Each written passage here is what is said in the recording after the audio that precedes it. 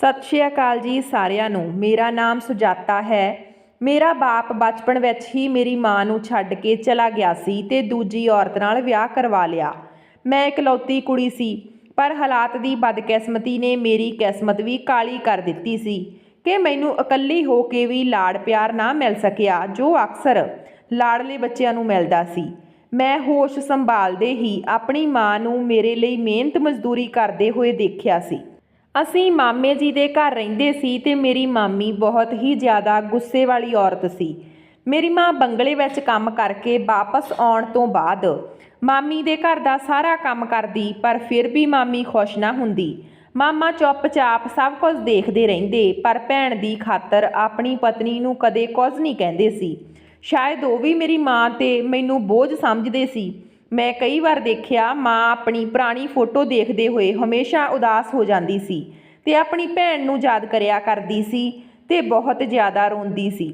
ਮੇਰੀ ਮਾਂ ਦੀ ਇੱਕ ਹੋਰ ਭੈਣ ਸੀ, ਪਰ ਉਹ ਮੇਰੀ ਮਾਂ ਦੀ ਸਕੀ ਭੈਣ ਨਹੀਂ ਸੀ। ਮੇਰੀ ਨਾਨੀ ਨੇ ਉਸ ਨੂੰ ਗੋਦ ਲਿਆ ਹੋਇਆ ਸੀ ਤੇ ਬਿਲਕੁਲ ਸਕੀ ਕੁੜੀ ਦੀ ਤਰ੍ਹਾਂ ਪਾਲਿਆ ਸੀ। ਉਸ ਦਾ ਵਿਆਹ ਵੀ ਹੋ ਗਿਆ ਸੀ ਤੇ ਹੁਣ ਉਹ ਦੂਜੇ ਦੇਸ਼ ਵਿੱਚ ਰਹਿੰਦੀ ਸੀ। ਉਸ ਦਾ ਨਾਮ ਸੀਮਾ ਸੀ। ਮੇਰੀ ਮਾਮੀ ਕਹਿੰਦੀ ਹੈ ਕਿ ਉਹਨਾਂ ਨੇ ਭੱਜ ਕੇ ਵਿਆਹ ਕੀਤਾ ਸੀ ਤੇ ਆਪਣੇ ਇੱਦਾਂ ਦੇ ਮਾਂ-ਬਾਪ ਦਾ ਦਿਲ ਦੁਖਾਇਆ ਜਿਨ੍ਹਾਂ ਨੇ ਉਹਨਾਂ ਨੂੰ ਸਹਾਰਾ ਦਿੱਤਾ ਸੀ ਤੇ ਉਹਨਾਂ ਨੂੰ ਸਕੀ ਕੁੜੀ ਤਦੀ ਬਣਾ ਕੇ ਪਾਲਿਆ ਸੀ। ਉਹਨਾਂ ਦੇ ਮੂੰਹ ਤੇ ਕਾਲਖ ਲਗਾ ਕੇ ਚਲੀ ਗਈ। ਇਸ ਲਈ ਰੱਬ ਨੇ ਵੀ ਉਹਨਾਂ ਨੂੰ ਸਜ਼ਾ ਦਿੱਤੀ ਤੇ ਉਹਨਾਂ ਦੀ ਪਹਿਲੀ ਔਲਾਦ ਉਹਨਾਂ ਨੂੰ ਕਿੰਨਰ ਹੋਈ। ਮੇਰੀ ਮਾਸੀ ਦਾ ਮੁੰਡਾ ਕਿੰਨਰ ਸੀ ਤੇ ਉਹ ਵੀ ਆਪਣੇ ਮਾਂ-ਬਾਪ ਦੇ ਨਾਲ ਦੇਸ਼ ਤੋਂ ਬਾਹਰ ਹੀ ਰਹਿੰਦਾ ਸੀ। ਮੈਂ ਕਦੇ-ਕਦੇ ਸੋਚਦੀ, ਜੇ ਉਹਨਾਂ ਦਾ ਉਹੀ ਮੁੰਡਾ ਇਸ ਦੇਸ਼ ਵਿੱਚ ਪੈਦਾ ਹੋਇਆ ਹੁੰਦਾ ਤਾਂ ਉਹ ਇੰਨੀ ਆਸਾਨੀ ਨਾਲ ਆਪਣੇ ਮਾਂ-ਬਾਪ ਦੇ ਨਾਲ ਰਹਿ ਲੈਂਦਾ। ਇਸ ਦਾ ਜਵਾਬ ਨਹੀਂ ਸੀ। ਫਿਰ ਉਹਦੀ ਪਰਵਰਿਸ਼ ਮਾਂ-ਬਾਪ ਨੇ ਨਹੀਂ, ਬਲਕਿ ਕਿਸੇ ਗਰੋਹ ਨੇ ਕਰਨੀ ਸੀ। ਇਹੀ ਸਭ ਹਾਲਤ ਦੇਖਦੇ ਤੇ ਸਹਿੰਦੇ ਹੋਏ ਮੈਂ ਜਵਾਨ ਹੋ ਗਈ ਸੀ। ਮੈਂ ਖੂਬ ਕੱਦ-ਕਾਠ ਦੀ ਸੀ ਤੇ ਗੋਰੇ-ਚਿੱਟੇ ਰੰਗ ਦੀ। ਮੇਰੀ ਖੂਬਸੂਰਤੀ ਨਾਲ ਹਰ ਕੋਈ ਖੁਸ਼ ਸੀ। ਦੂਜੇ ਪਾਸੇ ਮੇਰੇ ਮਾਮਾ ਦੀਆਂ ਕੁੜੀਆਂ ਖੂਬਸੂਰਤ ਨਹੀਂ ਸੀ, ਇਸ ਲਈ ਉਹ ਦੋਵੇਂ ਮੇਰੇ ਤੋਂ ਬਹੁਤ ਜ਼ਿਆਦਾ ਮੱਚਦੀਆਂ ਸੀ। ਮਾਮੀ ਦਾ ਵਿਵਹਾਰ ਵੀ ਮੇਰੇ ਨਾਲ ਚੰਗਾ ਨਹੀਂ ਸੀ।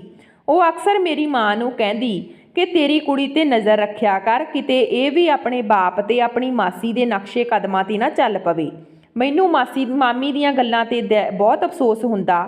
ਪਤਾ ਨਹੀਂ ਕਿਉਂ ਉਹ ਸਾਡੇ ਮਾਂ ਬੇਟੀ ਲਈ ਆਪਣੇ ਦਿਲ ਵਿੱਚ ਇੰਨੀ ਨਫ਼ਰਤ ਰੱਖਦੀ ਸੀ, ਜਦ ਕਿ ਅਸੀਂ ਤਾਂ ਉਹਨਾਂ ਦਾ ਬੁਰਾ ਨਹੀਂ ਸੋਚਿਆ ਸੀ ਕਦੇ।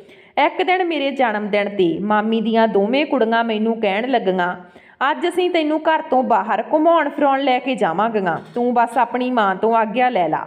ਪਰ ਇਹ ਗੱਲ ਅਸੀਂ ਆਪਣੀ ਮਾਂ ਨੂੰ ਨਹੀਂ ਦੱਸੀ ਤੇ ਤੂੰ ਵੀ ਆਪਣੀ ਮਾਂ ਨੂੰ ਨਾ ਦੱਸਣਾ। ਮੈਂ ਘੁੰਮਣ ਫਿਰਨ ਦੇ ਸ਼ੌਂਕ ਨਾਲ ਗੱਲਾਂ ਵਿੱਚ ਆ ਗਈ। ਮੈਂ ਆਪਣੀ ਮਾਂ ਨੂੰ ਝੂਠ ਕਿਹਾ ਕਿ ਟਿਊਸ਼ਨ ਵਾਲੀ ਮੈਡਮ ਤੋਂ ਕੁਝ ਸਵਾਲ ਪੁੱਛ ਕੇ ਆਉਂਦੀ ਹਾਂ, ਕੱਲ੍ਹ ਮੇਰਾ ਟੈਸਟ ਆ ਤੇ ਮੈਨੂੰ ਸਮਝ ਨਹੀਂ ਆ ਰਿਹਾ। ਮਾਂ ਮੈਨੂੰ ਪੜ੍ਹਾ ਲਿਖਾ ਕੇ ਅਫਸਰ ਬਣਾਉਣਾ ਚਾਹੁੰਦੀ ਸੀ। ਉਹ ਮੇਰੀ ਪੜ੍ਹਾਈ ਨੂੰ ਲੈ ਕੇ ਹਮੇਸ਼ਾ ਤੋਂ ਹੀ ਬਹੁਤ ਚਿੰਤਾ ਵਿੱਚ ਰਹਿੰਦੀ ਸੀ, ਇਸ ਲਈ ਤੁਰੰਤ ਹੀ ਮੰਨ ਗਈ। ਮੈਂ ਘਰ ਤੋਂ ਇਕੱਲੀ ਨਿਕਲੀ ਤੇ ਮੇਰੇ ਪਿੱਛੇ ਹੀ ਮੇਰੀ ਮਾਮੀ ਦੀਆਂ ਦੋਵੇਂ ਕੁੜੀਆਂ ਵੀ ਆ ਗਈਆਂ। ਉਹ ਮੈਨੂੰ ਇੱਕ ਵੱਡੇ ਜਿਹੇ ਹੋਟਲ 'ਚ ਲੈ ਗਈਆਂ ਤੇ ਕਿਹਾ ਕਿ ਤੇਰਾ ਵੀ ਚੰਗਾ ਖਾਣ ਪੀਣ ਤੇ ਚੰਗੀ ਜ਼ਿੰਦਗੀ ਗੁਜ਼ਾਰਨ ਦਾ ਹੱਕ ਆ। ਤੇਰਾ ਵੀ ਤਾਂ ਮਨ ਕਰਦਾ ਹੋਵੇਗਾ ਕਿ ਬਾਹਰ ਘੁੰਮੇ ਫਿਰੇ, ਇਸ ਲਈ ਅੱਜ ਆਪਣੇ ਜਨਮ ਦਿਨ 'ਤੇ ਖੂਬ ਮਜ਼ੇ ਕਰ।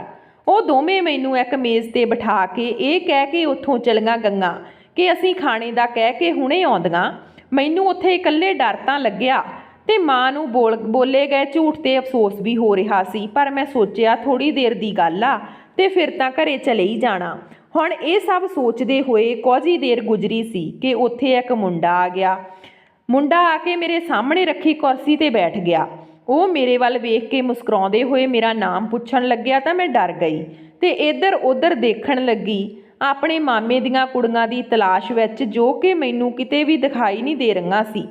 ਮੇਰੇ ਤੋਂ ਹੁਣ ਹੋਰ ਇੰਤਜ਼ਾਰ ਨਹੀਂ ਹੋ ਰਿਹਾ ਸੀ। ਮੈਂ ਜਲਦੀ ਨਾਲ ਖੁਦ ਹੀ ਉੱਠ ਕੇ ਘਰ ਵੱਲ ਚੱਲ ਪਈ, ਕਿਉਂਕਿ ਮੈਨੂੰ ਹੁਣ ਇੱਥੇ ਬੈਠਣਾ ਠੀਕ ਨਹੀਂ ਲੱਗ ਰਿਹਾ ਸੀ। ਮੈਂ ਇੱਕ ਰਿਕਸ਼ਾ ਫੜ ਕੇ ਘਰ ਵੱਲ ਚੱਲ ਪਈ। ਜਦੋਂ ਮੈਂ ਘਰ ਪਹੁੰਚੀ ਤਾਂ ਮੇਰੇ ਪੈਰਾਂ ਹੇਠੋਂ ਜ਼ਮੀਨ ਨਿਕਲ ਗਈ, ਕਿਉਂਕਿ ਮੇਰੀ ਮਾਮੀ ਦੀਆਂ ਦੋਵੇਂ ਕੁੜੀਆਂ ਤਾਂ ਘਰ ਵਿੱਚ ਵਾਪਸ ਆ ਚੁੱਕੀਆਂ ਸੀ ਤੇ ਬਾਹਰ ਵਿਹੜੇ ਵਿੱਚ ਬੈਠੀਆਂ ਸੀ, ਜਦ ਕਿ ਉਸੇ ਵਿਹੜੇ ਵਿੱਚ ਮੇਰੀ ਮਾਂ ਆਪਣਾ ਸਿਰ ਫੜੇ ਹੋਏ ਬੈਠੀ ਸੀ ਤੇ ਮਾਮੀ ਨੇ ਚੀਖ-ਚੀਖ ਕੇ ਘਰ ਦੀਆਂ ਦੀਵਾਰਾਂ ਨੂੰ ਹਿਲਾ ਦਿੱਤਾ ਸੀ। ਮੈਨੂੰ ਕੁਝ ਗਲਤ ਹੋਣ ਦਾ ਅਹਿਸਾਸ ਹੋ ਚੁੱਕਿਆ ਸੀ। ਸਾਰੇ ਲੋਕਾਂ ਦੀਆਂ ਨਜ਼ਰਾਂ ਜਦੋਂ ਮੇਰੇ ਤੇ ਪਈਆਂ ਤਾਂ ਮਾਮੀ ਨੇ ਭੱਜ ਕੇ ਮੇਰੇ ਤੇ ਕਿਸੇ ਸ਼ਿਕਾਰੀ ਦੀ ਤਰ੍ਹਾਂ ਹਮਲਾ ਕਰ ਦਿੱਤਾ ਤੇ ਮੈਨੂੰ ਮਾਰਨਾ ਸ਼ੁਰੂ ਕਰ ਦਿੱਤਾ। ਮੈਂ ਨਹੀਂ ਸਮਝੀ ਤੇ ਬਾਰ-ਬਾਰ ਪੁੱਛ ਰਹੀ ਸੀ ਕਿ ਆਖਰ ਮੇਰੀ ਗਲਤੀ ਕੀ ਆ, ਮੈਨੂੰ ਦੱਸੋ ਤਾਂ ਸਹੀ। ਇਸ ਸਾਰੇ ਤਮਾਸ਼ੇ ਵਿੱਚ ਮੇਰੀ ਮਾਂ ਖਾਮੋਸ਼ ਬੈਠੀ ਮੈਨੂੰ ਕੁੱਟਦਾ ਹੋਇਆ ਦੇਖਦੀ ਜਾ ਰਹੀ ਸੀ। ਮੈਨੂੰ ਆਪਣੀ ਮਾਂ ਦੀ ਬੇਬਸੀ ਤੇ ਬਹੁਤ ਸਦਮਾ ਪਹੁੰਚਿਆ ਕਿ ਉਹ ਆਪਣੀ ਕੁੜੀ ਨੂੰ ਇਦਾਂ ਕਿਵੇਂ ਕਿਸੇ ਦੇ ਹੱਥੋਂ ਕੁਟਵਾ ਰਹੀ ਆ। ਆਖਿਰ ਮਾਮਾ ਨੂੰ ਵੀ ਮੇਰੇ ਤੇ ਤਰਸ ਆਇਆ ਤੇ ਉਹਨਾਂ ਨੇ ਹੀ ਮੈਨੂੰ ਮਾਮੀ ਦੀ ਮਾਰ ਤੋਂ ਆਜ਼ਾਦ ਕਰਵਾਇਆ। ਤੇ ਮੈਂ ਪੁੱਛਿਆ ਕਿ ਤੁਸੀਂ ਚਲੇ ਕਿੱਥੇ ਗਏ ਸੀ। ਮੈਂ ਜਲਦੀ ਬੋਲ ਦਿੱਤਾ ਕਿ ਮਾਮਾ, ਮੈਂ ਤਾਂ ਤੁਹਾਡੀਆਂ ਕੁੜੀਆਂ ਦੇ ਨਾਲ ਹੀ ਘੁੰਮਣ ਗਈ ਸੀ। ਜਿਸ ਤੇ ਉਹ ਦੋਵੇਂ ਸਾਫ਼ ਮੁੱਕਰ ਗਈਆਂ ਤਾਂ ਮੈਂ ਕਿਹਾ ਕਿ ਮੈਂ ਕਿਉਂ ਇਲਜ਼ਾਮ ਲਗਾਉਂਗੀ ਜਦ ਕਿ ਅਸੀਂ ਤਿੰਨੇ ਇਕੱਠੇ ਗਈਆਂ ਸੀ। ਤਾਂ ਫਿਰ ਮਾਮੇ ਦੀ ਕੁੜੀ ਨੇ ਅੱਗੇ ਵੱਧ ਕੇ ਆਪਣਾ ਫੋਨ ਕੱਢ ਕੇ ਸਭ ਦੇ ਸਾਹਮਣੇ ਕਰ ਦਿੱਤਾ। ਉਸ ਦੇ ਮੋਬਾਈਲ ਤੇ ਨਜ਼ਰ ਪੈਂਦੇ ਹੀ ਮੇਰਾ ਤਾਂ ਖੂਨ ਸੁੱਕ ਗਿਆ ਤੇ ਮੈਂ ਥਰ-ਥਰ ਕੰਬਣ ਲੱਗੀ। ਮੋਬਾਈਲ ਵਿੱਚ ਤਾਂ ਉਸੇ ਮੁੰਡੇ ਦੇ ਨਾਲ ਮੇਰੀ ਤਸਵੀਰ ਮੌਜੂਦ ਸੀ ਜੋ ਹੋਟਲ ਵਿੱਚ ਮੇਰੇ ਕੋਲ ਆ ਕੇ ਬੈਠਿਆ ਸੀ। ਮੇਰੀ ਕਜ਼ਨ ਨੇ ਸਭ ਨੂੰ ਦੱਸਿਆ ਕਿ ਸਾਡਾ ਕੋਚਿੰਗ ਸੈਂਟਰ ਇਸ ਹੋਟਲ ਦੇ ਕੋਲ ਆ ਤੇ ਵਾਪਸੀ ਤੇ ਇਹ ਸਭ ਅਸੀਂ ਖੁਦ ਆਪਣੀਆਂ ਅੱਖਾਂ ਨਾਲ ਦੇਖਿਆ। ਹੁਣ ਤਾਂ ਮਾਮੀ ਨੇ ਸਾਡੇ ਮਾਂ ਤੇ ਬੇਟੀ ਤੇ ਜ਼ੁਲਮ ਦੇ ਪਹਾੜ ਤੋੜ ਦਿੱਤੇ ਤੇ ਮਾਮਾ ਵੀ ਇੱਕ ਸ਼ਬਦ ਨਹੀਂ ਸੁਣ ਰਿਹਾ ਸੀ। ਮੈਂ ਸਭ ਨੂੰ ਰੋ-ਰੋ ਕੇ ਸੱਚਾਈ ਦੱਸਣ ਦੀ ਕੋਸ਼ਿਸ਼ ਕੀਤੀ ਪਰ ਕਿਸੇ ਨੇ ਵੀ ਮੇਰੀ ਇੱਕ ਨਾ ਸੁਣੀ, ਬਲਕਿ ਮਾਮੀ ਨੇ ਤਾਂ ਸਾਨੂੰ ਘਰ ਤੋਂ ਨਿਕਲ ਜਾਣ ਦਾ ਹੁਕਮ ਦੇ ਦਿੱਤਾ। ਕਦੋਂ ਤੋਂ ਚੁੱਪ ਬੈਠੀ ਮਾਂ ਨੇ ਹੁਣ ਆਪਣੇ ਬੁੱਲ ਹਿਲਾਏ ਤੇ ਬਸ ਇੰਨਾ ਕਿਹਾ ਕਿ ਚੱਲ ਮੇਰੇ ਨਾਲ ਹੁਣ। ਇਸ ਘਰ ਤੋਂ ਸਾਡਾ ਦਾਣਾ ਪਾਣੀ ਖਤਮ ਹੋ ਗਿਆ। ਮੈਂ ਮਾਂ ਦੇ ਪੈਰ ਫੜੇ ਤੇ ਕਿਹਾ ਕਿ ਇਹ ਸਭ ਮੇਰੀ ਵਜ੍ਹਾ ਨਾਲ ਹੋਇਆ ਹੈ। ਮੈਨੂੰ ਕਿਸੇ ਅਨਾਥ ਆਸ਼ਰਮ ਵਿੱਚ ਛੱਡ ਆਓ। ਖੁਦ ਨੂੰ ਇਸ ਉਮਰ ਵਿੱਚ ਐਵੇਂ ਥਾਂ-ਥਾਂ ਦੀਆਂ ਠੋਕਰਾਂ ਖਾਣ ਤੇ ਮਜਬੂਰ ਨਾ ਕਰੋ। ਪਰ ਮੇਰੀ ਮਾਂ ਨੇ ਮੇਰੀ ਇੱਕ ਨਾ ਸੁਣੀ ਤੇ ਅਸੀਂ ਮਾਮਾ ਦਾ ਘਰ ਛੱਡ ਆਏ। ਹੁਣ ਮਾਂ ਮੈਨੂੰ ਆਪਣੇ ਨਾਲ ਲੈ ਕੇ ਟ੍ਰੇਨ ਵਿੱਚ ਬੈਠ ਗਈ। ਪਤਾ ਨਹੀਂ ਅਸੀਂ ਕਿੱਥੇ ਜਾ ਰਹੇ ਸੀ। ਕੋਈ ਮੰਜ਼ਿਲ ਟਿਕਾਣਾ ਨਹੀਂ ਸੀ। ਮੈਨੂੰ ਕੁਝ ਵੀ ਨਹੀਂ ਪਤਾ ਸੀ। 2 ਦਿਨ ਦਾ ਸਫ਼ਰ ਕਰਕੇ ਅਸੀਂ ਲੋਕ ਟ੍ਰੇਨ ਤੋਂ ਉਤਰ ਗਏ ਤੇ ਟੈਕਸੀ ਵਿੱਚ ਬੈਠ ਕੇ ਬਹੁਤ ਮਹਿੰਗੇ ਤੇ ਖੂਬਸੂਰਤ ਇਲਾਕੇ ਵਿੱਚ ਆ ਗਏ। ਉਹਨਾਂ ਦਿਨਾਂ ਵਿੱਚ ਮਾਂ ਨੇ ਕੋਈ ਵੀ ਮੇਰੇ ਨਾਲ ਗੱਲ ਨਾ ਕੀਤੀ ਤੇ ਬਸ ਸਫ਼ਰ ਵਿੱਚ ਚੁੱਪਚਾਪ ਰਹੀ। ਮੈਨੂੰ ਅਫਸੋਸ ਸੀ ਕਿ ਮੇਰੀ ਮਾਂ ਨੂੰ ਵੀ ਮੇਰੇ ਤੇ ਵਿਸ਼ਵਾਸ ਨਹੀਂ। ਟੈਕਸੀ ਇੱਕ ਬਹੁਤ ਵੱਡੇ ਗੇਟ ਤੇ ਆ ਕੇ ਰੁਕ ਗਈ। ਇੰਨਾ ਵੱਡਾ ਤੇ ਖੂਬਸੂਰਤ ਘਰ ਦੇਖ ਕੇ ਮੇਰੀਆਂ ਤਾਂ ਅੱਖਾਂ ਫਟੀਆਂ ਦੀਆਂ ਫਟੀਆਂ ਰਹਿ ਗਈਆਂ। ਮਾਂ ਨੇ ਬੈਲ ਵਜਾਈ ਤਾਂ ਘਰ ਦੇ ਅੰਦਰ ਦਰਵਾਜ਼ੇ ਦੇ ਕੋਲ ਬੈਠੇ ਚੌਕੀਦਾਰ ਨੇ ਦਰਵਾਜ਼ਾ ਖੋਲ੍ਹਿਆ ਤੇ ਅਸੀਂ ਮਾਂ ਧੀ ਘਰ ਦੇ ਅੰਦਰ ਚਲੀਆਂ ਗਈਆਂ। ਘਰ ਅੰਦਰ ਤੋਂ ਬਹੁਤ ਹੀ ਜ਼ਿਆਦਾ ਖੂਬਸੂਰਤ ਸੀ। ਨੌਕਰ ਸਾਨੂੰ ਅੰਦਰ ਛੱਡ ਕੇ ਖੁਦ ਵਾਪਸ ਆ ਗਿਆ ਤੇ ਅਸੀਂ ਆਰਾਮ ਨਾਲ ਸੋਫੇ ਤੇ ਬੈਠ ਗਈਆਂ। ਕੁਝ ਦੇਰ ਬਾਅਦ ਇੱਕ ਔਰਤ ਕਮਰੇ ਵਿੱਚ ਦਾਖਲ ਹੋਈ। ਉਹਨਾਂ ਨੇ ਬਹੁਤ ਹੀ ਮਹਿੰਗੇ ਕੱਪੜੇ ਪਾ ਰੱਖੇ ਸੀ। ਮਾਂ ਜੋ ਇੰਨੇ ਦਿਨਾਂ ਤੋਂ ਚੁੱਪੀ ਦਾ ਲਿਬਾਸ ਪਾਈ ਬੈਠੀ ਸੀ ਤੁਰੰਤ ਉਸ ਔਰਤ ਨੂੰ ਹੱਸ ਕੇ ਮਿਲੀ ਤੇ ਦੋਵੇਂ ਆਪਸ ਵਿੱਚ ਐਦਾਂ ਮਿਲੀਆਂ ਜਿਵੇਂ ਕਿੰਨੀ ਹੀ ਗੂੜੀ ਰਿਸ਼ਤੇਦਾਰੀ ਹੋਵੇ। ਮਾਂ ਨੇ ਮੇਰੇ ਵੱਲ ਇਸ਼ਾਰਾ ਕਰਕੇ ਕਿਹਾ ਕਿ ਇਹ ਮੇਰੀ ਕੁੜੀ ਆ। ਇਹ ਉਹ ਔਰਤ ਜਲਦੀ ਨਾਲ ਮੇਰੇ ਵੱਲ ਆਈ ਤੇ ਮੈਨੂੰ ਇੱਕਦਮ ਨਾਲ ਗਲੇ ਲਾ ਲਿਆ। ਮਾਂ ਨੇ ਮੈਨੂੰ ਦੱਸਿਆ ਕਿ ਇਹ ਤੇਰੀ ਮਾਸੀ ਆ ਤੇ ਇਹ ਹੁਣ ਆਪਣੇ ਦੇਸ਼ ਇੰਡੀਆ ਵਾਪਸ ਆ ਗਈ ਆ। ਮੈਨੂੰ ਇਹ ਜਾਣ ਕੇ ਬਹੁਤ ਹੈਰਾਨੀ ਹੋਈ ਤੇ ਨਾਲ ਹੀ ਇਹ ਵੀ ਸੋਚਣ ਲੱਗੀ ਕਿ ਮਾਂ ਨੂੰ ਮਾਸੀ ਦਾ ਪਤਾ ਕਿਵੇਂ ਚੱਲਿਆ। ਕਿ ਦੋਵੇਂ ਭੈਣਾਂ ਪਹਿਲਾਂ ਤੋਂ ਹੀ ਇੱਕ ਦੂਜੇ ਦੇ ਸੰਪਰਕ ਵਿੱਚ ਸੀ। ਹੁਣ ਮੈਂ ਵੀ ਬਹੁਤ ਨਾਰਮਲ ਹੋ ਚੁੱਕੀ ਸੀ ਤੇ ਆਪਣੀ ਮਾਸੀ ਨੂੰ ਖੁਸ਼ੀ ਨਾਲ ਮਿਲੀ ਤੇ ਗੱਲਾਂ ਕੀਤੀਆਂ। ਮੈਨੂੰ ਮਾਸੀ ਦੇ ਮੁੰਡੇ ਨੂੰ ਦੇਖਣ ਦੀ ਬਹੁਤ ਇੱਛਾ ਸੀ ਜਿਸ ਨੂੰ ਸਾਰੇ ਕਿੰਨਰ ਕਹਿੰਦੇ ਸੀ, ਪਰ ਉਹ ਕਿਤੇ ਵੀ ਘਰ ਵਿੱਚ ਨਜ਼ਰ ਨਹੀਂ ਆਇਆ। ਕੁਝ ਦੇਰ ਬਾਅਦ ਅਸੀਂ ਜ਼ਿੰਦਗੀ ਦਾ ਸਭ ਤੋਂ ਟੇਸਟੀ ਖਾਣਾ ਖਾਧਾ। ਮਾਸੀ ਨੇ ਸਾਨੂੰ ਮਾਂ ਬੇਟੀ ਨੂੰ ਸਾਡਾ ਕਮਰਾ ਦਿਖਾਇਆ ਜਿੱਥੇ ਅਸੀਂ ਆਰਾਮ ਕਰਨ ਵਾਲੇ ਸੀ। ਮੈਂ ਤਾਂ ਨਰਮ ਬਿਸਤਰਾ ਦੇਖਦੇ ਹੀ ਸਭ ਕੁਝ ਭੁੱਲ ਗਈ ਤੇ ਉਸ 'ਤੇ ਲੇਟਦੇ ਹੀ ਚੈਨ ਦੀ ਨੀਂਦ ਸੌਂ ਗਈ। ਪਰ ਉਸ ਰਾਤ ਅੱਧੀ ਰਾਤ ਨੂੰ ਮਾਂ ਨੇ ਮੈਨੂੰ ਜਗਾ ਦਿੱਤਾ ਤੇ ਕੁਝ ਐਦਾਂ ਕਿਹਾ ਕਿ ਮੇਰੀਆਂ ਅੱਖਾਂ ਫਟੀਆਂ ਦੀਆਂ ਫਟੀਆਂ ਰਹਿ ਗਈਆਂ। ਮਾਂ ਨੇ ਮੈਨੂੰ ਕਿਹਾ ਕਿ ਉਹ ਜਲਦੀ ਹੀ ਮੇਰਾ ਵਿਆਹ ਮਾਸੀ ਦੇ ਮੁੰਡੇ ਨਾਲ ਕਰਵਾਉਣਾ ਚਾਹੁੰਦੀ ਆ। ਮਾਂ ਨੇ ਮੈਨੂੰ ਕਿਹਾ, ਤੂੰ ਮੇਰਾ ਵਿਸ਼ਵਾਸ ਤੋੜਿਆ ਹੈ। ਮੈਂ ਮਨ ਤੋਂ ਕਿਹਾ ਕਿ ਮੈਂ ਤੁਹਾਡਾ ਵਿਸ਼ਵਾਸ ਨਹੀਂ ਤੋੜਿਆ, ਬਲਕਿ ਤੁਸੀਂ ਮੇਰਾ ਵਿਸ਼ਵਾਸ ਨਹੀਂ ਕੀਤਾ। ਘੱਟ ਤੋਂ ਘੱਟ ਆਪਣੀ ਕੁੜੀ ਤੇ ਤਾਂ ਵਿਸ਼ਵਾਸ ਕਰਦੇ। ਤੇ ਮੈਂ ਤੁਹਾਨੂੰ ਚੀਖ ਕੇ ਵਿਸ਼ਵਾਸ ਦਿਵਾਉਂਦੀ ਰਹੀ ਕਿ ਮਾਮੇ ਦੀਆਂ ਕੁੜੀਆਂ ਝੂਠ ਬੋਲ ਰਹੀਆਂ ਹਨ। ਉਹ ਮੈਨੂੰ ਖੁਦ ਆਪਣੇ ਨਾਲ ਲੈ ਕੇ ਗਈਆਂ ਸੀ ਤੇ ਉਸ ਮੁੰਡੇ ਨਾਲ ਮੇਰਾ ਕੋਈ ਲੈਣਾ ਦੇਣਾ ਹੀ ਨਹੀਂ। ਉਹ ਦੋਵੇਂ ਮੈਨੂੰ ਟੇਬਲ ਤੇ ਬਿਠਾ ਕੇ ਘਰ ਆ ਗਈਆਂ ਤੇ ਉਹ ਮੁੰਡਾ ਕੁਝ ਹੀ ਦੇਰ ਲਈ ਮੇਰੇ ਕੋਲ ਆ ਕੇ ਬੈਠਿਆ ਸੀ। ਮੈਂ ਆਪਣੀ ਮਾਂ ਨੂੰ ਵਿਸ਼ਵਾਸ ਦਿਵਾ ਰਹੀ ਸੀ, ਪਰ ਮੇਰੀ ਮਾਂ ਮੇਰੀ ਇੱਕ ਨਹੀਂ ਸੁਣ ਰਹੀ ਸੀ। ਮੈਨੂੰ ਵੀ ਗੁੱਸਾ ਆ ਗਿਆ। ਮੈਂ ਵੀ ਕਹਿ ਦਿੱਤਾ, ਤੁਸੀਂ ਵੀ ਤਾਂ ਝੂਠ ਦਾ ਸਹਾਰਾ ਲਿਆ, ਝੂਠ ਬੋਲਿਆ ਹੈ ਸਾਰਿਆਂ ਨੂੰ। ਤੁਸੀਂ ਚੋਰੀ ਛੁਪੇ ਮਾਸੀ ਨੂੰ ਮਿਲਦੇ ਰਹੇ। ਮੇਰਾ ਇੰਨਾ ਕਹਿਣਾ ਸੀ ਕਿ ਮੇਰੀ ਮਾਂ ਦਾ ਹੱਥ ਮੇਰੇ 'ਤੇ ਉੱਠ ਗਿਆ। ਮੈਨੂੰ ਇੱਦਾਂ ਲੱਗਾ ਰਿਹਾ ਸੀ ਇਹ ਮੇਰੀ ਮਾਂ ਹੈ ਹੀ ਨਹੀਂ ਜਿਸ ਨੂੰ ਮੈਂ ਜਾਣਦੀ ਹਾਂ। ਇੱਦਾਂ ਲੱਗ ਰਿਹਾ ਸੀ ਜਿਵੇਂ ਇਹ ਕਿਸੇ ਹੋਰ ਦੇ ਹੀ ਕੰਟਰੋਲ ਵਿੱਚ ਆ। ਮੈਂ ਫਿਰ ਕਿਹਾ ਕਿ ਤੁਸੀਂ ਮੇਰਾ ਵਿਆਹ ਕਰਨਾ ਹੈ ਤਾਂ ਕਰ ਦਿਓ, ਪਰ ਮੇਰੇ 'ਤੇ ਇਸ ਤਰ੍ਹਾਂ ਇਲਜ਼ਾਮ ਨਾ ਲਗਾਓ ਆਪਣੇ ਭਰਾ 'ਤੇ ਉਸ ਦੀਆਂ ਝੂਠੀਆਂ ਕੁੜੀਆਂ ਦੀਆਂ ਗੱਲਾਂ ਵਿੱਚ ਆ ਕੇ। ਉਦੋਂ ਮੇਰੀ ਮਾਂ ਨੇ ਮੇਰੇ ਸਾਹਮਣੇ ਇੱਕ ਸ਼ਰਤ ਰੱਖ ਕੇ ਮੇਰੇ ਸਿਰ 'ਤੇ ਅਸਮਾਨ ਸੁੱਟ ਦਿੱਤਾ ਅਤੇ ਕਿਹਾ ਕਿ ਜੇ ਤੂੰ ਸੀਮਾ ਦੇ ਮੁੰਡੇ ਨਾਲ ਵਿਆਹ ਕਰਵਾ ਲਵੇਂ ਤਾਂ ਮੈਂ ਤੈਨੂੰ ਮਾफ़ ਕਰ ਦਿਆਂਗੀ, ਨਹੀਂ ਮੈਂ ਤੈਨੂੰ ਜ਼ਿੰਦਗੀ ਭਰ ਮਾफ़ ਨਹੀਂ ਕਰੂੰਗੀ। ਜ਼ਾਹਿਰ ਜਿਹੀ ਗੱਲ ਹੈ ਕਿ ਉਹ ਇੱਕ ਕਿੰਨਰ ਸੀ ਤੇ ਮੈਂ ਉਸ ਨਾਲ ਵਿਆਹ ਕਿਵੇਂ ਕਰ ਸਕਦੀ ਸੀ। ਨਾਲੇ ਉਹ ਮੇਰੀ ਮਾਸੀ ਦਾ ਮੁੰਡਾ ਸੀ, ਜਾਣੀ ਕਿ ਮਾਂ ਸਮਾਨ ਮਾਸੀ ਦਾ ਮੁੰਡਾ। ਮੈਂ ਤੁਰੰਤ ਆਪਣੀ ਮਾਂ ਦੀ ਗੱਲ ਤੋਂ ਇਨਕਾਰ ਕਰ ਦਿੱਤਾ ਤਾਂ ਉਹਨਾਂ ਨੇ ਖੁੱਲ੍ਹ ਕੇ ਕਿਹਾ ਕਿ ਜੇ ਇਲਜ਼ਾਮ ਨਾ ਵੀ ਲੱਗਦਾ ਤਾਂ ਵੀ ਮੈਂ ਤੇਰਾ ਵਿਆਹ ਸੀਮਾ ਦੇ ਮੁੰਡੇ ਨਾਲ ਹੀ ਕਰਵਾਉਣ ਵਾਲੀ ਸੀ। ਜੇ ਤੇਰੇ ਦਿਲ ਵਿੱਚ ਆਪਣੀ ਮਾਂ ਲਈ ਜਰਾ ਵੀ ਹਮਦਰਦੀ ਹੈ ਤਾਂ ਤੈਨੂੰ ਇਹ ਵਿਆਹ ਕਰਨਾ ਹੀ ਹੋਵੇਗਾ, ਨਹੀਂ ਤਾਂ ਤੂੰ ਆਪਣੀ ਮਾਂ ਦਾ ਮਰਿਆ ਮੂੰਹ ਦੇਖੇਂਗੀ। ਆਪਣੀ ਮਾਂ ਦੀ ਇਸ ਗੱਲ 'ਤੇ ਮੈਨੂੰ ਬਹੁਤ ਗੁੱਸਾ ਆਇਆ, ਪਰ ਉਸ ਦੇ ਇਲਾਵਾ ਕੋਈ ਦੂਜਾ ਰਸਤਾ ਵੀ ਨਹੀਂ ਸੀ, ਸੋ ਮੈਂ ਮੰਨ ਗਈ। ਅਗਲੇ ਦਿਨ ਮਾਂ ਨੇ ਸੀਮਾ ਮਾਸੀ ਨੂੰ ਵੀ ਇਹ ਖਬਰ ਸੁਣਾਈ ਕਿ ਮੈਂ ਵਿਆਹ ਲਈ ਮੰਨ ਗਈ ਹਾਂ, ਤਾਂ ਮਾਸੀ ਵੀ ਖੁਸ਼ ਹੋ ਗਈ। ਮੇਰੇ 'ਤੇ ਸਦਕੇ ਬਾਰੀ ਜਾਣ ਲੱਗੀ, ਪਰ ਮੈਨੂੰ ਕਿਤੇ ਨਾ ਕਿਤੇ ਇੱਦਾਂ ਲੱਗ ਰਿਹਾ ਸੀ ਜਿਵੇਂ ਮਾਸੀ ਇਸ ਵਿਆਹ ਤੋਂ ਖੁਸ਼ ਨਹੀਂ ਸੀ। ਪਰ ਖੁਸ਼ ਤਾਂ ਮੈਂ ਵੀ ਨਹੀਂ ਸੀ ਤੇ ਮੈਨੂੰ ਉਹ ਦਿਲੋਂ ਧੀ ਮੰਨ ਰਹੀ ਸੀ। ਕੁਝ ਦੇਰ ਬਾਅਦ ਮਾਂ ਤੇ ਮਾਸੀ ਉੱਠ ਕੇ ਅੰਦਰ ਵੱਲ ਚੱਲ ਗਈਆਂ, ਜਦੋਂ ਕਿ ਮੈਂ ਉੱਥੇ ਹੀ ਬੈਠੀ ਰਹੀ। ਪਰ ਮੈਂ ਵੀ ਜ਼ਿਆਦਾ ਦੇਰ ਉੱਥੇ ਨਹੀਂ ਰਹੀ ਤੇ ਉੱਠ ਕੇ ਉਹਨਾਂ ਨੂੰ ਲੱਭਣ ਲੱਗੀ। ਮੈਨੂੰ ਕੁਝ ਤਾਂ ਗੜਬੜ ਲੱਗ ਰਹੀ ਸੀ, ਇੰਨੇ ਵੱਡੇ ਘਰ ਵਿੱਚ ਲੱਭਣਾ ਵੀ ਮੁਸ਼ਕਲ ਸੀ। ਪਰ ਲੱਭਦੇ ਹੋਏ ਮੈਨੂੰ ਇੱਕ ਕਮਰੇ ਤੋਂ ਖਟਪਟ ਦੀ ਆਵਾਜ਼ ਆ ਗਈ। ਮੈਂ ਦਰਵਾਜ਼ੇ ਤੋਂ ਹਲਕਾ ਜਿਹਾ ਝਾਕ ਕੇ ਦੇਖਿਆ ਤਾਂ ਮੇਰੀ ਮਾਸੀ ਮੇਰੀ ਮਾਂ ਨੂੰ ਨੋਟਾਂ ਨਾਲ ਭਰਿਆ ਹੋਇਆ ਇੱਕ ਬੈਗ ਦੇ ਰਹੀ ਸੀ, ਜਿਸ ਨੂੰ ਲੈ ਕੇ ਮੇਰੀ ਮਾਂ ਦਾ ਚਿਹਰਾ ਖੁਸ਼ੀ ਨਾਲ ਚਮਕ ਰਿਹਾ ਸੀ।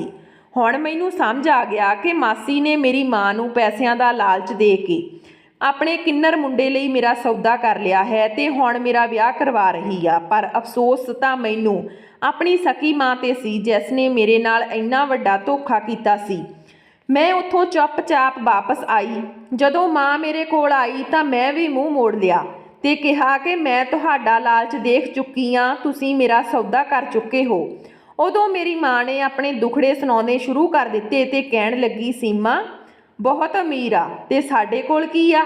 ਇਹਨਾਂ ਪੈਸਿਆਂ ਨਾਲ ਮੈਂ ਘਰ ਖਰੀਦੂੰਗੀ ਜੋ ਸਾਡੇ ਦੋਵਾਂ ਦਾ ਮਜ਼ਬੂਤ ਟਿਕਾਣਾ ਹੋਵੇਗਾ, ਤੇ ਫਿਰ ਤੂੰ ਵੀ ਵਿਆਹ ਕਰਕੇ ਆਪਣੇ ਪਤੀ ਨੂੰ ਆਪਣੀ ਮੁੱਠੀ 'ਚ ਕਰ ਲੈਣਾ।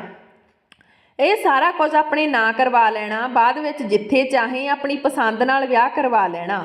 ਮੈਨੂੰ ਮਾਂ ਦੀਆਂ ਗੱਲਾਂ ਸੁਣ ਕੇ ਬਹੁਤ ਅਫਸੋਸ ਹੋਇਆ। ਮੈਂ ਸਾਫ਼-ਸਾਫ਼ ਕਿਹਾ, ਇਹ ਧੋਖਾ ਹੈ ਜੋ ਤੁਸੀਂ ਕਰ ਸਕਦੇ ਹੋ, ਪਰ ਮੈਂ ਨਹੀਂ। ਤਾਂ ਮਾਂ ਨੇ ਵੀ ਜਵਾਬ ਦਿੱਤਾ ਕਿ ਇਸ ਦੁਨੀਆ ਨੇ ਵੀ ਸਾਡੇ ਨਾਲ ਧੋਖਾ ਹੀ ਕੀਤਾ ਏ, ਬਦਲੇ ਵਿੱਚ ਅਸੀਂ ਵੀ ਉਹਨਾਂ ਨੂੰ ਉਹੀ ਵਾਪਸ ਦੇ ਰਹੇ ਹਾਂ। ਪਹਿਲਾਂ ਸੀਮਾ ਮੇਰੇ ਮੰਗੇਤਰ ਦੇ ਨਾਲ ਭੱਜ ਗਈ ਤੇ ਉਸ ਨਾਲ ਵਿਆਹ ਕਰਵਾ ਲਿਆ। ਮੇਰੇ ਮਾਂ-ਬਾਪ ਨੇ ਸੀਮਾ ਨੂੰ ਸਕੀ ਕੁੜੀ ਦੀ ਤਰ੍ਹਾਂ ਪਾਲਿਆ ਸੀ ਤੇ ਉਸ ਨੇ ਮੇਰੇ ਤੇ ਹੱਕ 'ਤੇ ਹੀ ਹਮਲਾ ਕਰ ਦਿੱਤਾ ਤੇ ਮੇਰੇ ਮੰਗੇਤਰ ਨਾਲ ਵਿਆਹ ਕਰਵਾ ਲਿਆ। ਮੇਰੇ ਮਾਂ-ਬਾਪ ਇਸ ਸਦਮੇ ਨਾਲ ਟੁੱਟ ਗਏ ਸੀ। ਮੇਰੀ ਮਾਂ ਤਾਂ ਇਸ ਸਮੇਂ ਬਿਸਤਰ 'ਤੇ ਜਾ ਲੱਗੀ ਸੀ ਤੇ ਰੱਬ ਨੂੰ ਪਿਆਰੀ ਹੋ ਗਈ। ਅੱਜ ਸੀਮਾ ਦੇ ਕੋਲ ਜੋ ਕੁਝ ਹੈ ਉਹ ਸਭ ਕੁਝ ਮੇਰਾ ਹੋਣ ਵਾਲਾ ਸੀ। ਬਾਅਦ ਵਿੱਚ ਤੇਰੇ ਬਾਪ ਨੇ ਵੀ ਇਹੀ ਕੀਤਾ। ਇੱਕ ਭਰਾ ਦਾ ਸਹਾਰਾ ਸੀ, ਉਹਨੇ ਵੀ ਸਾਡਾ ਸਾਥ ਨਹੀਂ ਦਿੱਤਾ।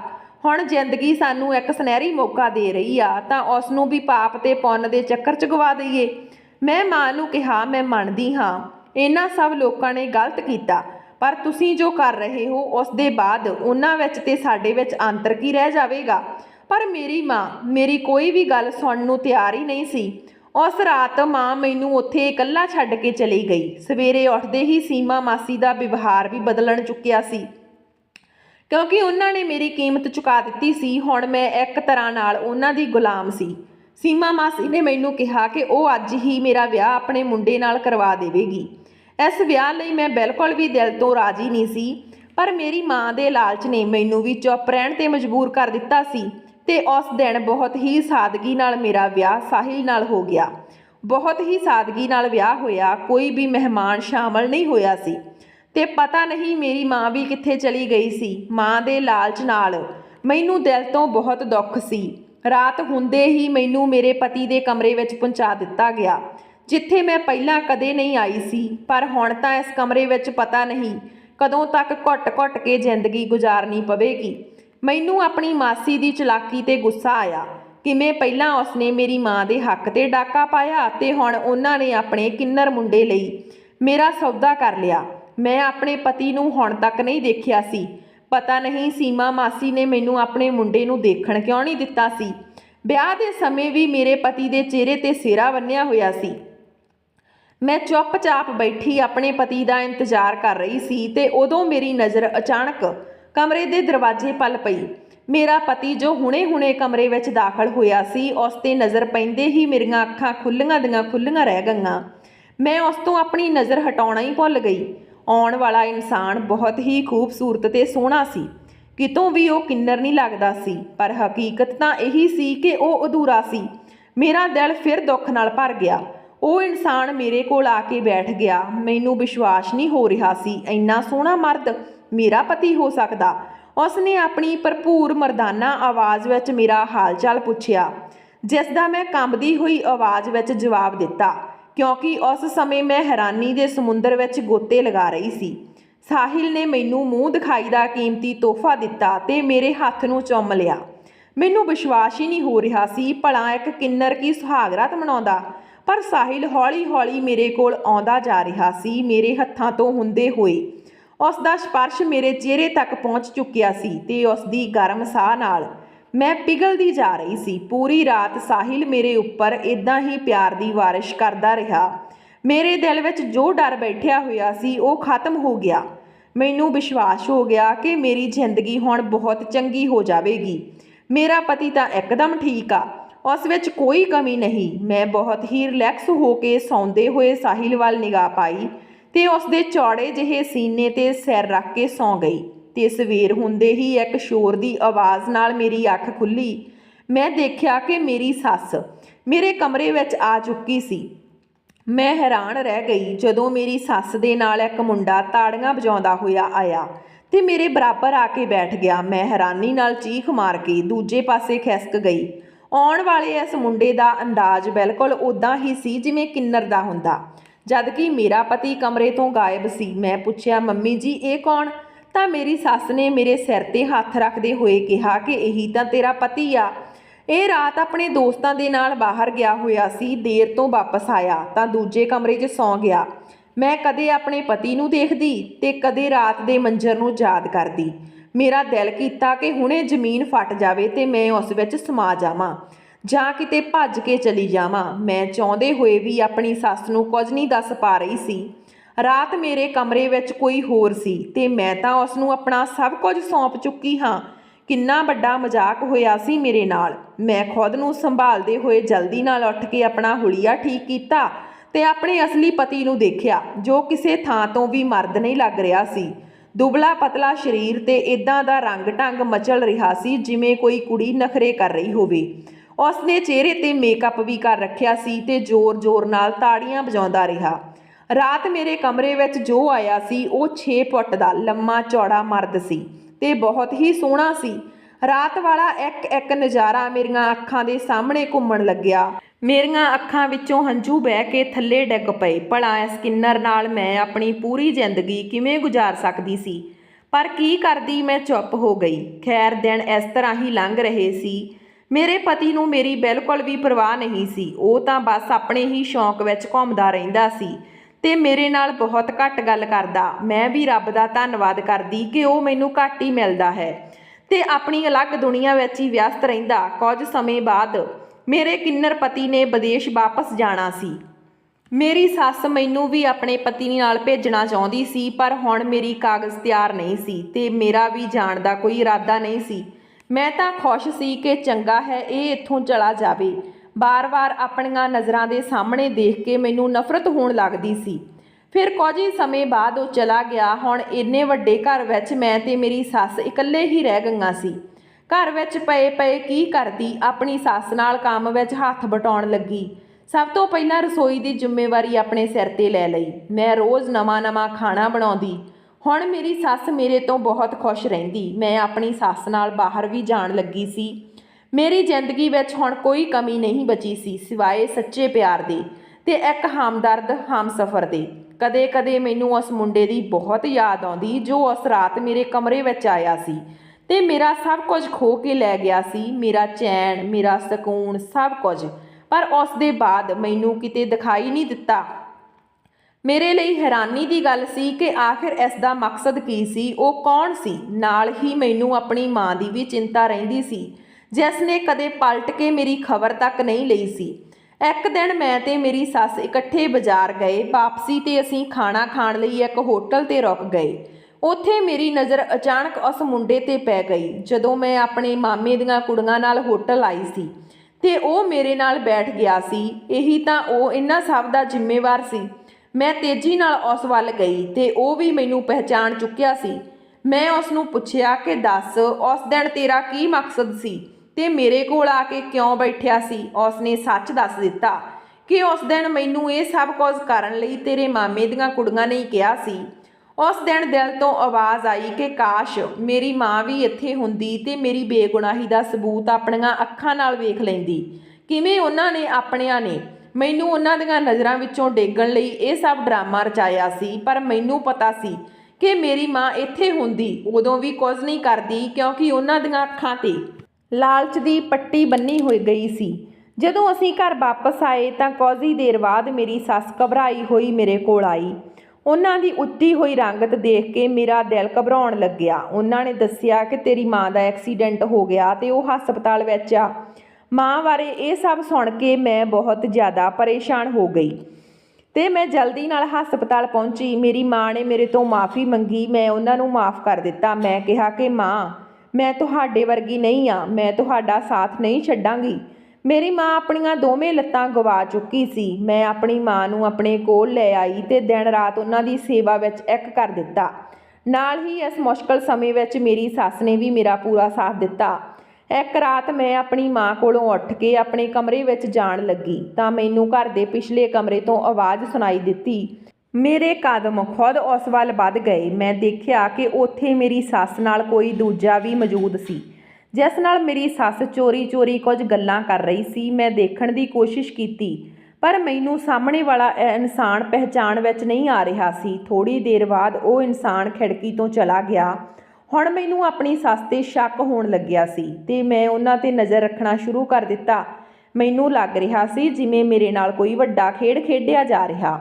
ਅਗਲੇ ਦਿਨ ਮੈਂ ਆਪਣੀ ਸੱਸ 'ਤੇ ਪੂਰੀ ਨਜ਼ਰ ਰੱਖੀ ਹੋਈ ਸੀ। ਫਿਰ ਉਸ ਜਗ੍ਹਾ 'ਤੇ ਅੱਧੀ ਰਾਤ ਨੂੰ ਆਪਣੀ ਸੱਸ ਨੂੰ ਜਾਂਦੇ ਹੋਏ ਦੇਖਿਆ ਤਾਂ ਮੈਂ ਵੀ ਪਿੱਛੇ ਪਿੱਛੇ ਚਲੀ ਗਈ ਤੇ ਉਸ ਕਮਰੇ ਵਿੱਚ ਮੇਰੀ ਸੱਸ ਕਿਸੇ ਇਨਸਾਨ ਨਾਲ ਖੜੀ ਗੱਲਾਂ ਕਰ ਰਹੀ ਸੀ ਤੇ ਉਸ ਇਨਸਾਨ 'ਤੇ ਨਜ਼ਰ ਪੈਂਦੇ ਹੀ ਮੇਰੀਆਂ ਅੱਖਾਂ ਫਟੀਆਂ ਦੀਆਂ ਫਟੀਆਂ ਰਹਿ ਗਈਆਂ।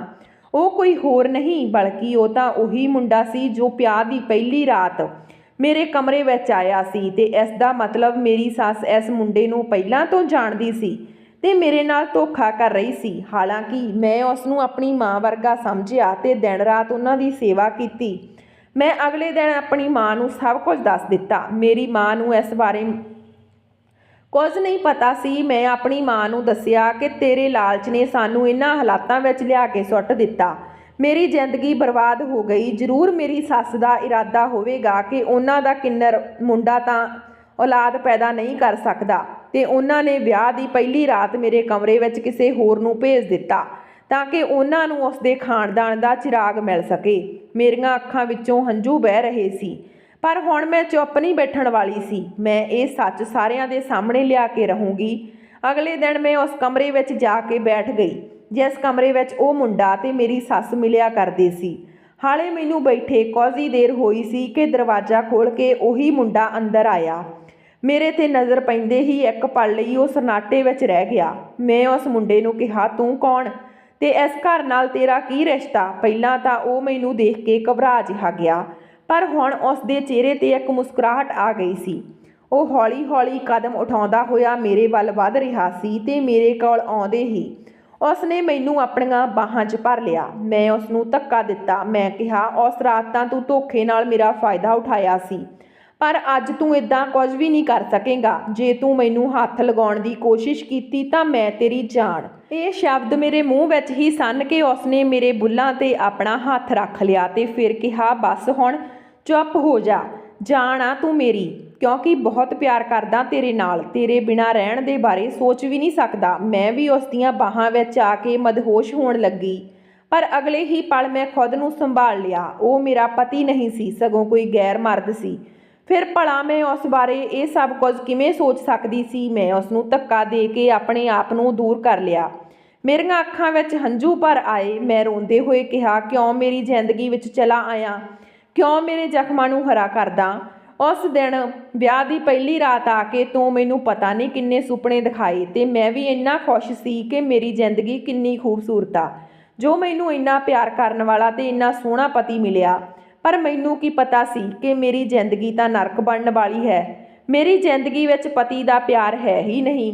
ਬਸ ਮੈਨੂੰ ਮੇਰੀ ਜ਼ਿੰਦਗੀ ਇੱਦਾਂ ਹੀ ਰੋ ਰੋ ਕੇ ਗੁਜ਼ਾਰਨੀ ਆ। ਉਹ ਜਲਦੀ ਨਾਲ ਅੱਗੇ ਵਧਿਆ। ਉਸਨੇ ਮੇਰੇ ਹੰਝੂ ਸਾਫ਼ ਕਰ ਦਿੱਤੇ ਤੇ ਕਹਿਣ ਲੱਗਿਆ, ਤੇਰੇ ਹੰਝੂ ਦੇਖ ਕੇ ਮੈਨੂੰ ਦੁੱਖ ਹੁੰਦਾ, ਮੇਰੇ ਦਿਲ ਨੂੰ ਹੋਰ ਜ਼ਿਆਦਾ ਨਾ ਦੁਖਾ।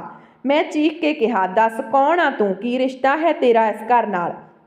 ਉਸਨੇ ਜਵਾਬ ਦਿੱਤਾ, ਜਿਸ ਨੂੰ ਤੂੰ ਸੀਮਾ ਮਾਸੀ ਕਹਿੰਦੀ ਆ, ਮੈਂ ਉਹਨਾਂ ਦਾ ਮੁੰਡਾ। ਮੈਨੂੰ ਉਸ ਦੀ ਗੱਲ 'ਤੇ ਵਿਸ਼ਵਾਸ ਨਹੀਂ ਹੋਇਆ, ਕਿਉਂਕਿ ਮੇਰੀ ਸੱਸ ਦਾ ਤਾਂ ਇੱਕ ਹੀ ਮੁੰਡਾ ਸੀ ਤੇ ਉਹ ਜੋ ਕਿੰਨਰ ਸੀ ਤੇ ਬਦਨਸੀਬੀ ਨਾਲ ਮੇਰਾ ਪਤੀ ਸੀ। ਮੈਂ ਹੁਣ ਉਸ ਮੁੰਡੇ ਨੂੰ ਹੋਰ ਕੁਝ ਵੀ ਪੁੱਛਣ ਵਾਲੀ ਸੀ ਕਿ ਪਿੱਛੇ ਤੋਂ ਮੇਰੀ ਸੱਸ ਦੀ ਆਵਾਜ਼ ਸੁਣਾਈ ਦਿੱਤੀ। ਮੇਰੀ ਸੱਸ ਸ਼ਾਇਦ ਪਹਿਲਾਂ ਤੋਂ ਹੀ ਉੱਥੇ ਆ ਚੁੱਕੀ ਸੀ। ਬਹੁਤ ਹੀ ਸ਼ਾਂਤ ਸ਼ਬਦਾਂ ਵਿੱਚ ਕਿਹਾ, ਹਾਂ ਇਹੀ ਮੇਰਾ ਮੁੰਡਾ। ਮੇਰੇ ਪੈਰਾਂ ਹੇਠੋਂ ਜ਼ਮੀਨ ਨਿਕਲ ਗਈ। ਮੈਂ ਉਹਨਾਂ ਨੂੰ ਪੁੱਛਿਆ, ਫਿਰ ਉਹ ਕੌਣ ਸੀ ਜਿਸ ਨੂੰ ਮੇਰਾ ਪਤੀ ਦੱਸਦੇ ਹੋਏ ਤੁਸੀਂ ਉਸ ਦਿਨ ਮੇਰੇ ਕਮਰੇ ਵਿੱਚ ਲੈ ਕੇ ਆਏ ਸੀ। ਫਿਰ ਮੇਰੀ ਸੱਸ ਨੇ ਮੈਨੂੰ ਸਾਰੀ ਹਕੀਕਤ ਦੱਸੀ। ਮੇਰੀ ਸੱਸ ਨੇ ਦੱਸਿਆ ਕਿ ਮੇਰੀ ਮਾਂ ਤੇ ਤੇਰੀ ਨਾਨੀ ਆਪਸ ਵਿੱਚ ਬਹੁਤ ਪੱਕੀਆਂ ਸਹੇਲੀਆਂ ਸੀ। ਮੈਂ 2 ਸਾਲ ਦੀ ਸੀ ਜਦੋਂ ਮੇਰੇ ਪਾਪਾ ਦੀ ਮੌਤ ਹੋ ਗਈ।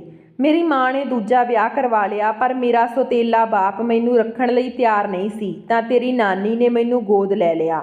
ਉਹਨਾਂ ਦੀ ਪਹਿਲਾਂ ਤੋਂ ਇੱਕ ਕੁੜੀ ਸੀ ਜਿਸ ਦਾ ਨਾਮ ਸੰਜਣਾ ਸੀ, ਜੋ ਕਿ ਤੇਰੀ ਮਾਂ।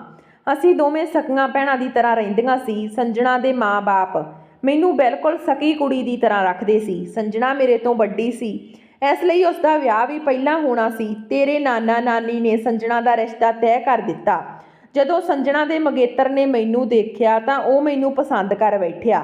ਉਸ ਨੇ ਅਗਲੇ ਦਿਨ ਹੀ ਰਿਸ਼ਤਾ ਭੇਜਿਆ ਕਿ ਮੈਂ ਤੁਹਾਡੀ ਛੋਟੀ ਕੁੜੀ ਨਾਲ ਵਿਆਹ ਕਰਨਾ ਚਾਹੁੰਦਾ ਹਾਂ, ਤੁਹਾਡੀ ਵੱਡੀ ਕੁੜੀ ਨਾਲ ਨਹੀਂ। ਇਹ ਸਭ ਸੁਣਦੇ ਸਾਰ ਹੀ ਘਰ ਵਾਲੇ ਮੇਰੇ ਖਿਲਾਫ ਹੋ ਗਏ। ਸਭ ਨੂੰ ਲੱਗਦਾ ਸੀ ਕਿ ਮੈਂ ਹੀ ਸੰਜਣਾ ਦੇ ਮੰਗੇਤਰ ਨੂੰ ਭੜਕਾਇਆ ਹੈ, ਹਾਲਾਂਕਿ ਇਦਾਂ ਕੁਝ ਨਹੀਂ ਸੀ। ਸਕਾ ਖੂਨ ਤਾਂ ਸਕਾ ਹੀ ਹੁੰਦਾ ਹੈ। ਸਾਰੇ ਲੋਕ ਸੰਜਣਾ ਦੇ ਨਾਲ ਸੀ ਤੇ ਸਾਰੇ ਲੋਕ ਮੈਨੂੰ ਨਫ਼ਰਤ ਕਰਨ ਲੱਗੇ। ਉਹ ਜ਼ਬਰਦਸਤੀ ਮੇਰਾ ਵਿਆਹ ਇੱਕ ਸ਼ਾਦੀशुदा ਆਦਮੀ ਨਾਲ ਕਰ ਦੇਣਾ ਚਾਹੁੰਦੇ ਸੀ, ਜੋ 2 ਬੱਚਿਆਂ ਦਾ ਬਾਪ ਸੀ। ਸਾਰੇ ਘਰ ਵਾਲੇ ਕਹਿ ਰਹੇ ਸੀ ਕਿ ਤੂੰ ਸਾਡੀ ਨੱਕ ਕਟਵਾ ਦਿੱਤੀ, ਤੇਰੀ ਇਹੀ ਸਜ਼ਾ ਹੈ।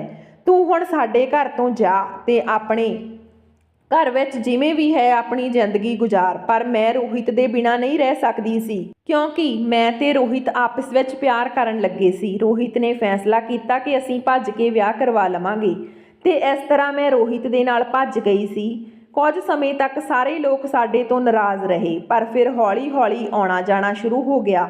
ਜਦੋਂ ਮੇਰੇ ਪਹਿਲੇ ਬੱਚੇ ਦਾ ਜਨਮ ਹੋਇਆ ਤਾਂ ਸੰਜਣਾ ਮੇਰੇ ਘਰ ਵਿੱਚ ਰਹਿਣ ਲਈ ਆਈ ਹੋਈ ਸੀ, ਪਰ ਉਸਨੇ ਸਾਡੇ ਖਾਨਦਾਨ ਵਿੱਚ ਇਹੀ ਮਸ਼ਹੂਰ ਕਰ ਦਿੱਤਾ ਸੀ ਕਿ ਮੈਂ ਇੱਕ ਕਿੰਨਰ ਮੁੰਡੇ ਨੂੰ ਜਨਮ ਦਿੱਤਾ।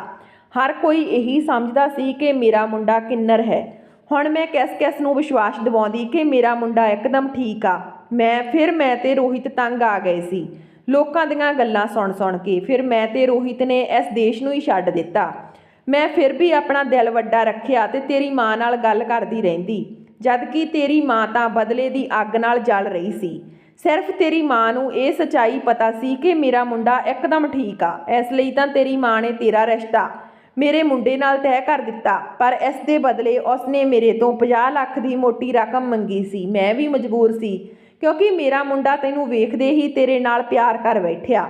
ਉਸਨੇ ਜਿੱਦ ਲਗਾ ਰੱਖੀ ਸੀ ਕਿ ਮੈਂ ਵਿਆਹ ਕਰਾਂਗਾ ਤਾਂ ਸੁਜਾਤਾ ਨਾਲ ਹੀ ਕਰਾਂਗਾ। ਮੈਂ ਬਹੁਤ ਜ਼ਿਆਦਾ ਪਰੇਸ਼ਾਨ ਰਹਿਣ ਲੱਗੀ, ਕਿਉਂਕਿ ਇੱਕ ਤਾਂ ਤੇਰੀ ਮਾਂ ਮੇਰੀ ਭੈਣ ਲੱਗਦੀ ਸੀ, ਇਸ ਕਰਕੇ ਮੈਂ ਆਪਣੇ ਮੁੰਡੇ ਦਾ ਵਿਆਹ ਤੇਰੇ ਨਾਲ ਨਹੀਂ ਕਰਨਾ ਚਾਹੁੰਦੀ ਸੀ। ਫਿਰ ਜਦੋਂ ਤੇਰੀ ਮਾਂ ਨੇ ਮੇਰੇ ਸਾਹਮਣੇ ਸੌਦੇ ਦੀ ਗੱਲ ਰੱਖੀ ਤਾਂ ਫਿਰ ਮੈਂ ਵੀ ਮੰਨ ਗਈ। ਪਰ ਮੇਰਾ ਮਨ ਇਸ ਵਿਆਹ ਨੂੰ ਕਰਨ ਦਾ ਬਿਲਕੁਲ ਵੀ ਨਹੀਂ ਸੀ। ਜਦੋਂ ਮਾਂ ਤੇਰੀ ਇੰਨੀ ਲਾਲਚੀ ਹੈ ਤਾਂ ਕੁੜੀ ਵੀ ਲਾਲਚੀ ਹੋਵੇਗੀ। ਮੈਂ ਸਾਹਿਲ ਨੂੰ ਸਮਝਾਇਆ ਕਿ ਪਹਿਲਾਂ ਸੁਜਾਤਾ ਨੂੰ ਅਜਮਾ। ਉਹ ਕਿਵੇਂ ਦੇ ਸੁਭਾਅ ਦੀ ਕੁੜੀ ਆ। ਜਿਸ ਨੂੰ ਮੈਂ ਤੇਰੇ ਪਤੀ ਦੱਸਿਆ ਸੀ ਉਹ ਸਾਹਿਲ ਦਾ ਇੱਕ ਜਾਣਨ ਵਾਲਾ ਸੀ। ਮੈਂ ਉਸ ਨੂੰ ਤੇਰਾ ਪਤੀ ਬਣਾ ਕੇ ਤੇਰੇ ਸਾਹਮਣੇ ਖੜਾ ਕਰ ਦਿੱਤਾ। ਵਿਆਹ ਦੀ ਪਹਿਲੀ ਰਾਤ ਮੇਰੇ ਮਨਾ ਕਰਨ ਦੇ ਬਾਵਜੂਦ ਸਾਹਿਲ ਤੇਰੇ ਕਮਰੇ ਵਿੱਚ ਚਲਾ ਗਿਆ, ਕਿਉਂਕਿ ਉਹ ਤੇਰੇ ਲਈ ਬਹੁਤ ਬੇਕਰਾਰ ਸੀ। ਮੈਂ ਇਸ ਸ਼ਰਤ 'ਤੇ ਵਿਆਹ ਕੀਤਾ ਸੀ ਕਿ ਪਹਿਲੀ ਰਾਤ ਉਸ ਨੂੰ ਤੇਰੇ ਕੋਲ ਜਾਣ ਦਿੱਤਾ ਕਿ ਉਸ ਦੇ ਬਾਅਦ ਤੂੰ ਕਦੇ ਵੀ ਸੁਜਾਤਾ ਦੇ ਸਾਹਮਣੇ ਨਹੀਂ ਆਵੇਂਗਾ ਜਦੋਂ ਤੱਕ ਉਹ ਆਪਣੀ ਅਜ਼ਮਾਇਸ਼ 'ਤੇ ਖਰੀ ਨਹੀਂ ਉਤਰਦੀ। ਮੈਂ ਦੇਖਣਾ ਚਾਹੁੰਦੀ ਸੀ ਕਿ ਤੂੰ ਵੀ ਤਾਂ ਆਪਣੀ ਮਾਂ ਦੀ ਤਰ੍ਹਾਂ ਚਾਲਬਾਜ਼ ਤੇ ਲਾਲਚੀ ਤਾਂ ਨਹੀਂ, ਪਰ ਤੂੰ ਬਹੁਤ ਚੰਗੀ ਆ। ਤੂੰ ਮੇਰਾ ਵੀ ਬਹੁਤ ਧਿਆਨ ਰੱਖਿਆ ਤੇ ਮੈਂ ਕਦੇ ਤੇਰੇ ਮਨ ਵਿੱਚ ਕੋਈ ਲਾਲਚ ਦੇਖਿਆ ਹੀ ਨਹੀਂ। ਤੂੰ ਆਪਣੇ ਇਮਤਿਹਾਨ ਵਿੱਚ ਪਾਸ ਹੋ ਗਈ। ਮੈਂ ਉਹਨਾਂ ਲੋਕਾਂ ਦੀ ਗੱਲ ਸੁਣ ਰਹੀ ਸੀ, ਨਾਲ ਹੀ ਨਾਲ ਮੇਰੀਆਂ ਅੱਖਾਂ ਵਿੱਚੋਂ ਹੰਝੂ ਵੀ ਵਹਿ ਤੁਰੇ। ਮੈਂ ਆਪਣੀ ਕਿਸਮਤ 'ਤੇ ਵਿਸ਼ਵਾਸ ਨਹੀਂ ਹੋ ਰਿਹਾ ਸੀ।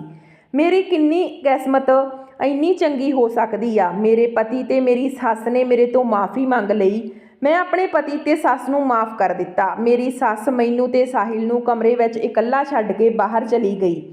ਸਾਹਿਲ ਨੇ ਬੇਕਰਾਰੀ ਨਾਲ ਮੈਨੂੰ ਬਾਹਾਂ ਵਿੱਚ ਭਰ ਲਿਆ ਤੇ ਇਸ ਵਾਰ ਮੈਂ ਉਸ ਦੀਆਂ ਬਾਹਾਂ ਤੋਂ ਨਿਕਲਣ ਦੀ ਕੋਸ਼ਿਸ਼ ਵੀ ਨਹੀਂ ਕੀਤੀ। ਹੁਣ ਮੈਂ ਆਪਣੇ ਪਤੀ ਸਾਹਿਲ ਦੇ ਨਾਲ ਰਹਿੰਦੀ ਹਾਂ। ਦੁਨੀਆ ਸਾਡੀ ਜੋੜੀ ਨੂੰ ਸਲਾਉਂਦੀ ਹੈ। ਕੁਝ ਸਮੇਂ ਬਾਅਦ ਮੇਰੀ ਮਾਂ ਇਸ ਦੁਨੀਆ ਤੋਂ ਚਲੀ ਗਈ। ਮੈਨੂੰ ਖੁਸ਼ੀ ਇਸ ਗੱਲ ਦੀ ਹੈ ਕਿ ਜਾਂਦੇ ਜਾਂਦੇ ਉਹਨਾਂ ਨੂੰ ਆਪਣੀ ਗਲਤੀ ਨੂੰ ਸੁਧਾਰਨ ਤੇ ਆਪਣੇ ਪਾਪ ਦੀ ਮਾफ़ੀ ਮੰਗਣ ਦਾ ਮੌਕਾ ਇਸ ਦੁਨੀਆ ਵਿੱਚ ਹੀ ਮਿਲ ਗਿਆ। ਉਹਨਾਂ ਨੇ ਮੇਰੀ ਸੱਸ ਤੋਂ ਮਾफ़ੀ ਮੰਗ ਲਈ ਤੇ ਮੇਰੀ ਸੱਸ ਨੇ ਵੀ ਉਹਨਾਂ ਨੂੰ ਖੁੱਲ੍ਹੇ ਦਿਲ ਨਾਲ ਮਾफ़ ਕਰ ਦਿੱਤਾ। ਸੋ ਦੋਸਤੋ, ਕਿਵੇਂ ਲੱਗੀ ਸਾਡੀ ਅੱਜ ਦੀ ਕਹਾਣੀ? ਜੇ ਪਸੰਦ ਆਈ ਤਾਂ ਵੀਡੀਓ ਨੂੰ ਲਾਈਕ ਤੇ ਚੈਨਲ ਨੂੰ ਸਬਸਕ੍ਰਾਈਬ ਕਰਿਓ। ਮਿਲਦੇ ਹਾਂ ਨਵੀਂ ਕਹਾਣੀ ਦੇ ਨਾਲ। ਤਦ ਤੱਕ ਸਤਿ ਸ਼੍ਰੀ ਅਕਾਲ।